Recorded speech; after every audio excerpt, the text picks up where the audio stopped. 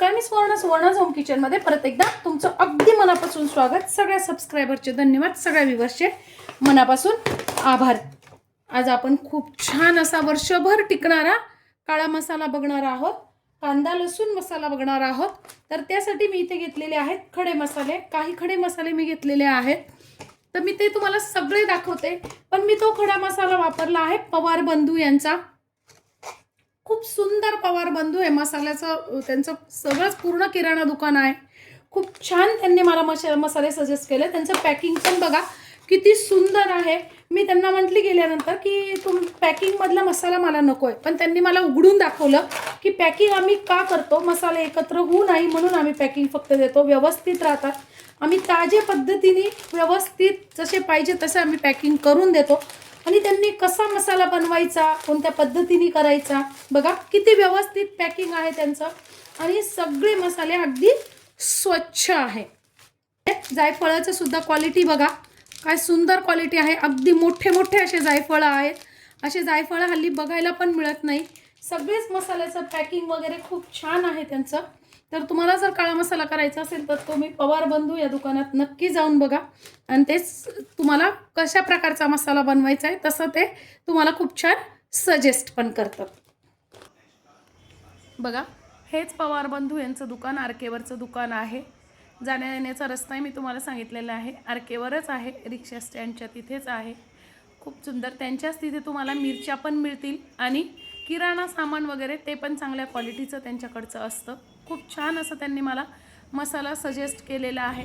तुम्ही पण जर तुम्हाला मसाला माझ्यासारखाच इतका सुंदर मसाला बनवायचा असेल तर त्यांच्या दुकानात जाऊन ते स्वतः खूप सुंदर असा मसाला आपल्याला कोणत्या प्रकारचा बनवायचा आहे तसं ते स्वतः सजेस्ट पण करतात। तर नक्की जाऊन तुम्ही तिथे बघा। इथे मी सगळे मसाले काढून घेतलेले आहेत।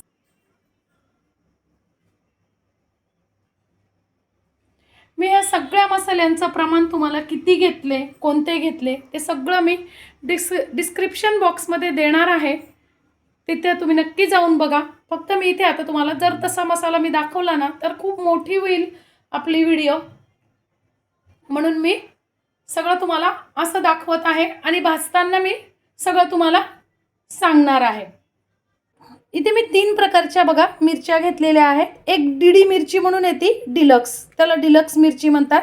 त्यानंतर एक रेशम पट्टा येतो आणि एक मद्रास सपाटा येतो। अशा 3 प्रकारच्या मिरच्या मी घेतलेल्या आहेत। इथे तुम्हाला पाहिजे तर तुम्ही लवंगी मिरची पण घालू शकता, पण मी लवंगी मिरची घालत नाही, या 3च प्रकारच्या मिरच्या घालते। याने मसाल्याला कलर पण खूप सुंदर येतो आणि टेस्ट पण खूप सुंदर येते। आणि सगळ्यात महत्त्वाचं छातीत जळजळ वगैरे होत नाही, कारण आपण भाज्यांना हिरवी मिरची पण वापरतो। त्यामुळे मी मिरची अशी या 3 प्रकारचीच घेते आणि साध्याच मिरच्या घेते। तुम्हाला पाहिजे तर तुम्ही लवंगी मिरची पण घालू शकता। सगळ्यात पहिल्यांदी जे आपल्याला कोरड्या वस्तू आहेत ना त्या भाजून घ्यायच्या। तर मी आता सगळ्यात पहिल्यांदी खसखस भाजून घेणार आहे। बघा याच्यात आपल्याला तेल न टाकताच भाजायची आहे, म्हणून आपण खसखस, आणि खसखस ही खूप पटकन भाजली जाते। खसखस जर तुम्ही अगदी तापलेल्या कढईत जर भाजली ना तर ती जळून जाते, म्हणून मग काय करायचंय, खसखस आपल्याला सगळ्यात पहिल्यांदी भाजायला घ्यायची आहे, म्हणजे व्यवस्थित भाजली जाते आणि जळत पण नाही। आता या सगळ्या वस्तू भाजताना काही ठिकाणी आपल्याला गॅस लो करायचा आहे, काही ठिकाणी मोठा करायचा आहे, तर काही ठिकाणी मीडियम। मी तुम्हाला व्हिडिओ पूर्ण बघा।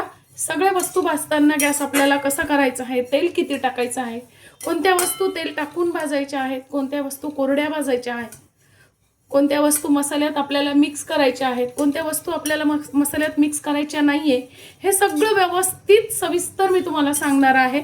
त्यासाठी व्हिडिओ तुम्हाला पूर्ण बघावी लागेल। आणि असा बदलला की समजायचं आपली खसखस छान भाजली गेली आहे, काढून घ्यायची आहे। त्याला तीळ पण भाजून घ्यायचे आहेत। तीळ पण आपल्याला कोरडेच भाजून घ्यायचे आहेत, यावर तेल टाकायचं नाहीये, कारण या ज्या आपण वस्तू भाजल्या आहेत ना याच्यातनंच तेल येत असतं बाहेर, त्यामुळे या तेलाच्याच वस्तू आहे, त्याच्यामुळे याला तेल टाकण्याची अजिबात गरज नाही। या वस्तू छान कोरड्याच भाजून घ्यायच्या आहेत। तीळ पण आपल्याला छान मीडियम गॅसवर भाजायचे आहेत आणि कोरडेच भाजायचे आहेत। एकूण मी मसाल्यात 26 प्रकार घेतलेले आहेत। कुठले किती घेतलेले आहेत हे सगळं मी डिस्क्रिप्शन बॉक्समध्ये तुम्हाला देणार आहे, तिथे पण तुम्ही जाऊन ही यादी बघू शकता. आपले छान भाजले गेले, काढून घ्यायचे. खोबरं भाजताना पण गॅस आपल्याला मीडियम ठेवायचा आहे. खोबरं छान खमंग कुरकुरीत होईपर्यंत छान भाजून घ्यायचं आहे. खोबरं पण आपल्याला कोरडंच भाजायचं आहे. खोबऱ्याचा पण आपला कलर बदललेला आहे. खोबरं पण छान भाजलं गेलेलं आहे, काढून घ्यायचं आहे. आपलं खोबरं छान भाजलेलं आहे, कुरकुरीत छान असं आपण खोबरं भाजलेलं आहे. खसखस भाजलेली आहे आणि तीळ पण भाजलेले आहे. पण हे सगळं आपण तिन्ही वेगळं ठेवलेलं आहे. इथून पुढचा मसाला जो भाजणार आहे ना, तो वेगळा ठेवणार आहे. कारण हे जे आहे ना, हे आपण वेगळं का ठेवलं याचं कारण मी पुढे सांगणार आहे. आता आपण भाजून घेणार आहे तेजपत्ता.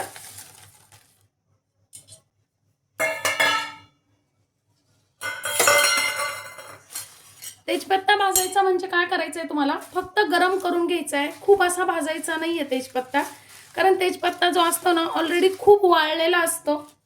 त्यामुळे तुम्ही उन्हात ठेवला थोडा वेळ आणि गरम केलेला असला ना तरी चालेल. आणि तेजपत्ता कमी भाजण्याचं कारण आपण आपण आता जो आहे ना तेजपत्ता पहिल्यांदा भाजून घेणार आहोत आणि तोच मसाल्यात सगळ्यात खाली टाकणार आहोत. म्हणजे आपण जेव्हा मसाल्याचे वरती जे पदार्थ टाकू ना त्यावेळेस तेजपत्त्यावर तेल पण आपोआप पडतं आणि तेजपत्ता जो आहे ना तो भाजलाही जातो गरम मसाले पडल्यानंतर. म्हणून तेजपत्ता आपल्याला काय करायचं आहे, फक्त थोडासा गरम करून घ्यायचा आहे, तो पण कोरडाच. तुम्ही पाहिजे तर तुकडे करून घेतले तरी चालतील. बघा व्यवस्थित असा तेजपत्ता गरम झालेला आहे, अगदी कुरकुरीत झालेला आहे बघा या पद्धतीने. आता आपल्याला भाजून घ्यायचे आहेत धने. धने पण आपल्याला कोरडेच भाजायचे आहेत, तेल टाकायचं नाहीये धने भाजताना. पण बऱ्याच जणांचा असा गैरसमज असतो की खूप तेल टाकलं, खूप तेल टाकून मसाला भाजला म्हणजे छान होतो. तसं अजिबात नाहीये. उलट कमी तेल टाकूनच मसाला भाजायचा असतो म्हणजे तो मसाला छान होतो.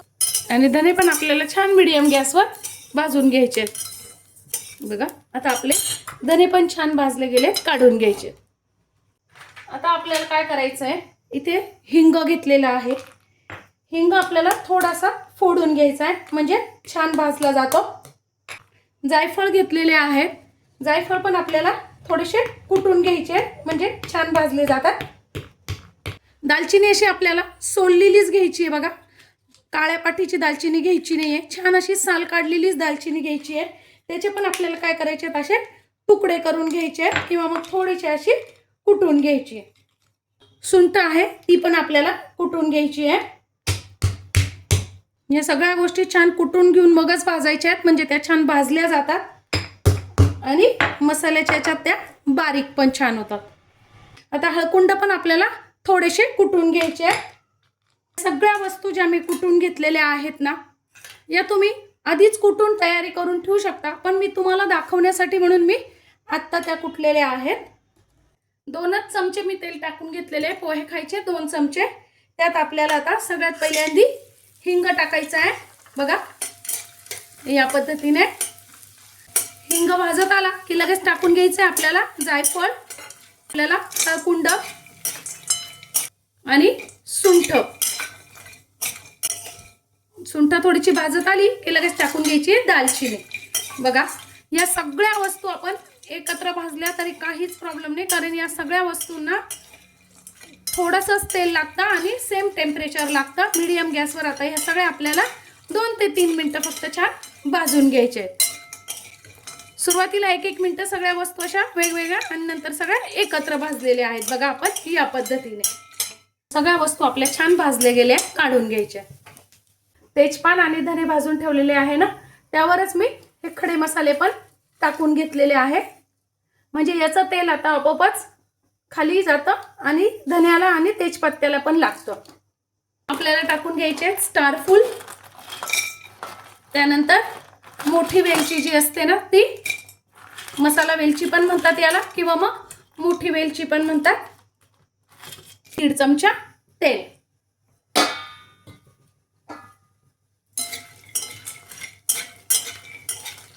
स्टारफूल जे आहेत ना ते पण छान असे फुगायला लागलेले आहेत आणि वेलची पण छान अशी मोठी झालेली आहे. आता त्यातच टाकून घ्यायचं आपल्याला जायपत्री आणि रामपत्री. आणि थोडंसं हे भाजत आले की आपल्याला टाकून घ्यायची आहे हिरवी वेलची.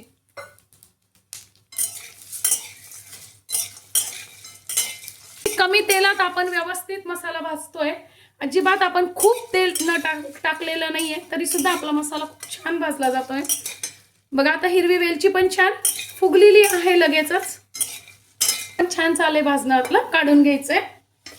टाकून घ्यायचं आपल्याला त्रिफळा, त्यानंतर लवंगा आणि मिरे. हे आपण तिन्ही एकत्र भाजू शकतो, कारण याला पण तिन्ही याला टेम्परेचर सेम लागतं. आणि थोडंसं 1 ते 1.5 चमचा तेल फक्त आपल्याला टाकून घ्यायचंय पोहे खायच्या चमच्यानीच. आणि छान असे मीडियम गॅसवर भाजून घ्यायचे. आणि हे तिन्ही एकत्र भाजले ना तर फायदा काय होतो, तुम्ही जर नुसते मिरे भाजले ना तर ते मिरे तडतड उडतात अंगावरती आणि चटका बसण्याची शक्यता असते. म्हणून ज्यावेळेस आपण त्रिफळा आणि नाकेश्वरी म्हणतात त्याला, नाकेश्वरी, त्रिफळा आणि लवंग हे आपण जर एकत्र भाजलं ना तर अजिबात आपल्या अंगावर ते उडत नाही मिरे आणि आपल्याला त्रास पण होत नाही. हे पण छान भाजलं गेलं. लवंग मस्त अशा मोठ्या मोठ्या झालेल्या आहेत, काढून घ्यायचे. आपल्याला भाजून घ्यायचंय दगडफूल किंवा याला कागद फूल पण म्हणतात. याच्यात आपल्याला तेल वगैरे काहीच टाकायचं नाहीये, नुसते कोरडेच हे असे भाजून घ्यायचे. पटकन भाजले जातात अगदी. हे भाजले गेले, काढून घ्यायचे. आता आपल्याला टाकून घ्यायची बडीशोप. बडीशोप भाजताना आपल्याला तेल टाकायचं नाहीये, बडीशोप ही कोरडीच भाजायची आहे.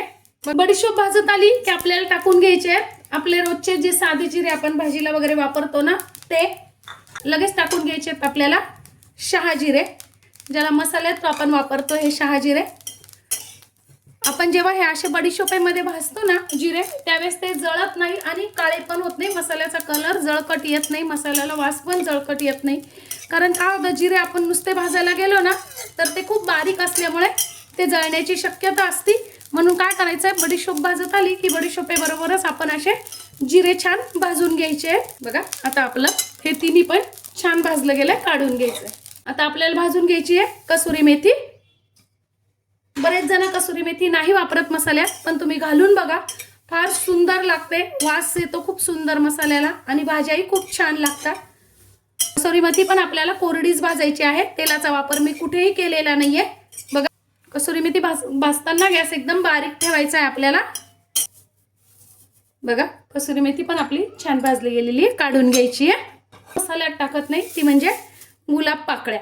हे गावठी गुलाबाच्या पाकळ्या आहेत. बघा जेव्हा आपण अशा गुलाबाच्या पाकळ्या टाकतो ना मसाल्यात, त्यावेळेस ज्यांना कोणाला मसाल्याचा जळजळीचा वगैरे त्रास होत असेल, कोणा मसाल्याचे पदार्थ खाल्ले काळ्या मसाल्याचे की त्यांना छातीत जळजळ होते, त्रास होतो, खूप ॲसिडिटी होते. त्यामुळे आपण जर अशा गुलाबाच्या पाकळ्या जर मसाल्यात टाकल्या ना तर तुम्हाला अजिबात जळजळ होणार नाही. तुम्ही ज्यावेळी मसाला करत असाल ना त्यावेळेस टाकून बघा, अनुभव घेऊन बघा, खूप सुंदर असा आपला मसाला तयार होतो.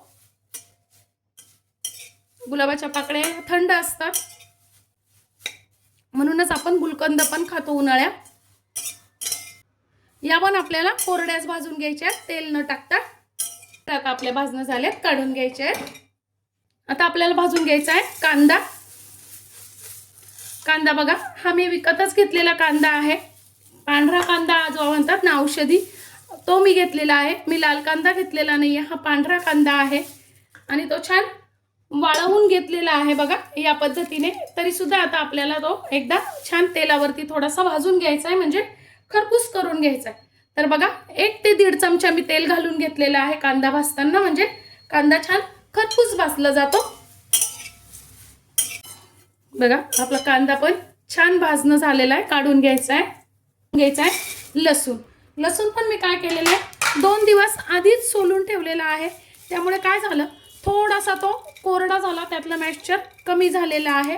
म्हणजे मग काय होतं, ओला लसूण राहत नाही. 2-3 दिवस तुम्ही आधी सोलून ठेवा, लसणाला काहीच होत नाही. फक्त उन्हात वगैरे वाळवायचं नाही आपल्याला, घरातच तो असा सोलून ठेवायचा आहे एखाद्या ताटात, म्हणजे लसूण छान कोरडा होतो. आणि मग आपल्याला थोडंसं तेल टाकून लसूण आता आपल्याला छान खमंग कुरकुरीत होईपर्यंत तो थोडासा तळून घ्यायचा आहे. बघा या पद्धतीने, खूप तेल टाकायचं नाही आहे, आपल्याला कुरकुरीत होईपर्यंत लसूण तळून घ्यायचं आहे. बघा मस्त एकदम लालसर झालेला आहे, लसूण छान आपला तळला गेलेला आहे. आता हा काढून घ्यायचा आहे.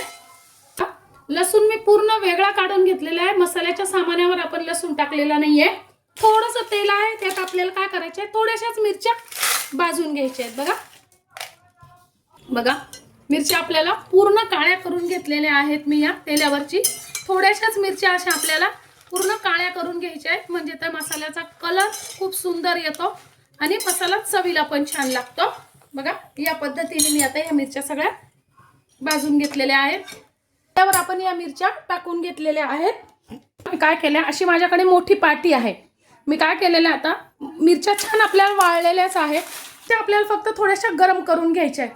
तर मी काय केलेलं, आता ही माझ्याकडे अशी मोठी पाटी आहे ना, तर सगळ्या 1 किलो मिरच्या थोड्याशा आपण तळून घेतलेल्या आहेत आणि बाकीच्या ज्या 1 किलो मिरच्या आहेत ना, त्या मिरच्या आपल्याला फक्त थोड्याशा गरम करून घ्यायच्या आहेत. तर मी आता या मोठ्या पाटीत तेल न टाकता फक्त गरम करून घेणार आहे. आता बघा, आपण लसूण जो तळून घेतलेला आहे ना, तो पूर्ण वेगळा ठेवलेला आहे. त्यानंतर खोबरं, तीळ आणि खसखस पूर्ण वेगळी ठेवलेली आहे. आणि जे बाकीचे आपण मसाले भाजून घेतलेले आहेत ना, ते सगळे वेगळे ठेवलेले आहेत. आणि हा सगळा मसाला 8 ते 10 तास छान पूर्णपणे थंड होऊ द्यायचा आहे आणि मगच दळायला न्यायचं आहे. आता बघा, आपल्या वस्तू पूर्णपणे व्यवस्थित एकदम थंड झालेल्या आहेत. आता आपल्याला मी जवळजवळ या 8 ते 10 तास या थंड होऊ दिलेले आहे. मसाला घाई जरी कोणी म्हणलं की 1-1.5 तास थंड, तर मसाला थंड होत नाही. 1-2 तासात मसाल्याला 7-8 तास छान असा थंड होऊ द्या, म्हणजे मग तो मसाला अजिबात खराब होत नाही, वाफही धरत नाही. तर बघा, आता मसाला आपल्याला ज्या मी मिरच्या पाटीत भाजून घेतलेल्या होत्या आणि ज्या थोड्याशा तळून घेतलेल्या होत्या, आता आपल्याला काय करायचं आहे, सगळा मसाला हा एकत्र करून घ्यायचा आहे. सगळा मसाला भाजल्यानंतर आता बघा व्यवस्थित आपण बघा पानं खाली टाकलेले होते, त्यामुळे अगदी व्यवस्थित सगळ्या मसाल्याचं तेल, धने आणि पानं आपण हे असे खाली टाकलेले होते. बघा व्यवस्थित असे ते त्याला तेलही लागलेलं आहे आणि छान असं ते भाजलंही गेलेलं आहे. तर बघा सगळा मसाला आता मी हा छान दळून आणणार आहे कांडप यंत्रातनं. या ज्या वस्तू मी भाजलेल्या होत्या, जसं लसूण, खोबरं, तीळ आणि खसखस, हे मी त्यात मिक्स केलेले नाहीये. हे आपल्याला नंतर त्यात टाकायचं आहे. ते कसं टाकायचं मी ते तुम्हाला पुढे सांगते. छान असं मी बारीक करून आणलेला आहे मसाला. आता तो एका भांड्यात आपल्याला मोकळा असा काढून घ्यायचा आहे. खूप सुंदर कलर आलेला आहे आणि खूप सुंदर असा आपला मसाला, वास तर इतका अप्रतिम येतोय. आता बघा, खोबरं, लसूण, खसखस आणि तीळ हे घरीच बारीक करणार आहे. आता आपल्याला काय करायचं आहे, या सगळ्या याच्यात आहे ना मीठ टाकून घ्यायचंय. बघा साधारणतः 4 चमचे मीठ मी टाकलेलं आहे. मीठ टाकल्याने काय होतं, आपला मसाला टिकतो पण, आणि दुसरी गोष्ट म्हणजे बारीक पण छान होतं मिक्सरला. आता बघा, हे छान असं मी एकदम बारीक करणार आहे. बघा अगदी तेल सुटेपर्यंत आपण अशी पेस्ट करून घेतलेली आहे. बघा अगदी लगदा केलेला आहे. आणि हे आता आपण जो मसाला बारीक करून आणलेला आहे ना, त्यावर टाकून घ्यायचंय. बघा या पद्धतीने. आता आपल्याला काय करायचं, हे सगळं यात मिक्स करायचं आहे. बघा मी हे हातानेच मिक्स करत आहे. तुम्ही हाताने करू नका, ग्लोव्ज घातले तरी चालतील, कारण मी पहिलेच सांगितले मी लवंगी मिरची वापरत नाही, त्यामुळे हाताने केलं तरी आगाग होत नाही. पण तुम्हाला जर सवय नसेल तर तुम्ही ग्लोव्ज घाला. आणि समजा तुम्हाला जर तुमच्या देत असेल कांडप यंत्रात खोबरं, लसूण वगैरे सगळं बारीक करून, तर तुम्ही तिथून बारीक करून त्याच्यात मिक्स करून तिथूनच आणलं तरी चालेल. पण गेले 20-22 वर्ष झाले मी याच पद्धतीने मसाला करते. खूप छान असा मसाला तयार होतो आणि शिवाय तो वर्षभर पण टिकतो. बघा या पद्धतीने आता मी हा सगळा मसाला छान असा मिक्स करून घेणार आहे. बघा मस्त असा आपला मसाला पूर्ण मिक्स करणं झालेला आहे. एकदम छान मिक्स झालेला आहे. कुठेही खूप तेलकट मसाला झालेला नाही, आपला गाठी गुठळ्या अजिबातच झालेल्या नाही आहेत. खूप छान असा हाताने मी मिक्स केलेला आहे. बघा किती कोरडा व्यवस्थित मसाला आपला झालेला आहे. आजची माझे हे मसाल्याची पद्धत तुम्हाला कशी वाटली कमेंट्समध्ये नक्की सांगा. चॅनलवर नवीन असाल तर चॅनलला लाईक, सबस्क्राईब, शेअर करा आणि या पद्धतीने मस्त असा कांदा लसूण मसाला बनवून बघा.